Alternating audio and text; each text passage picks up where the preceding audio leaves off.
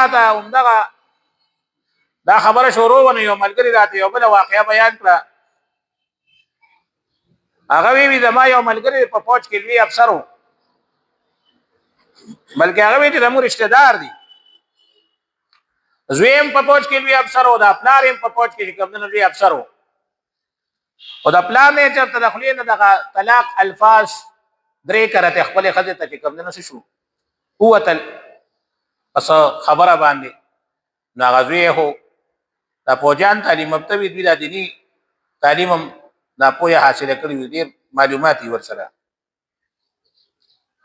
نو دا زوی پلان ته وی چې بابا وسخه بو سماله دي مور سره یو ځای نو اوسېږي ته اوس تعالی پر دې سره یو ځای اوسېدل دا ممنوع او ناروا دي. تا طلاق ورک او تعالی پر دا اوس حرام را مور سره خبرې کوا مور سره اوسېګا دا بدر نظر بیل کور کې اوسو ماته په بیل کور کې وي او بس خپل زستا سره ځوانو زویم زبر ځوانو خیال ساتم. خو بیا دې پلارې دا خبره ماغو وینا غشته چې نه بس دونه پکې سختي وی نشته. اخر دا چې غزوی مجبور شو غموري اولېګلا چې رشتہ داري ویتل کراچۍ ته نا غموري اولېګلا کراچۍ ته چیرې دا بلار چې کرم مو یو خدا دار می تنګي را تنګي نو دا دنه هم بیغمش اغا چې پلاری ویراغه کوته وي ته پوسو کې چې پلان کې څه شوې وړو ورته چې راغه خو کراچۍ ته دا چې چولې غل نو ورته وی چې را ازوی ورته وی پروټه نه شو پروټه مخه ته پرتر روټه خوري ازوی ورته چې را ماولې غل چې را دا وخت په بازار شي ودا خپلوان به مو وي چکر به مو وي ای بس خپلار سره تماچو روخ له 10 باغ درستخان یا خپل افسر زوی چې کوم نو ویشته او بیا پولیسو گرفتار کو جیل کې هغه خفغان نه کوم نه په خپل مر شو نو هغه کورې تستاله شو. حتا سو ګوره په دې ځمکو باندې په دې مالونو باندې په دې لین دین باندې سونه مرګونه کیږي په معمولی شیزونو باندې مون قتل او قتال جنگ جګړې کنزل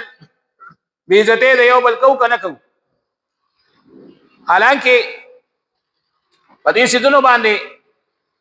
جګړې کول نه دی پکار مال د لاس کې دی نن تا سره سبب بل سره نن بل سره سبب تا سره په دې شیزونو باندې جګړې کول نه دی پکار. نو دا الله مونږ ته مثالونه خي او مونږ نه پیګونو مونږ په دې کې څو نه پیګو بس مونږ وایي کدا شي مونږه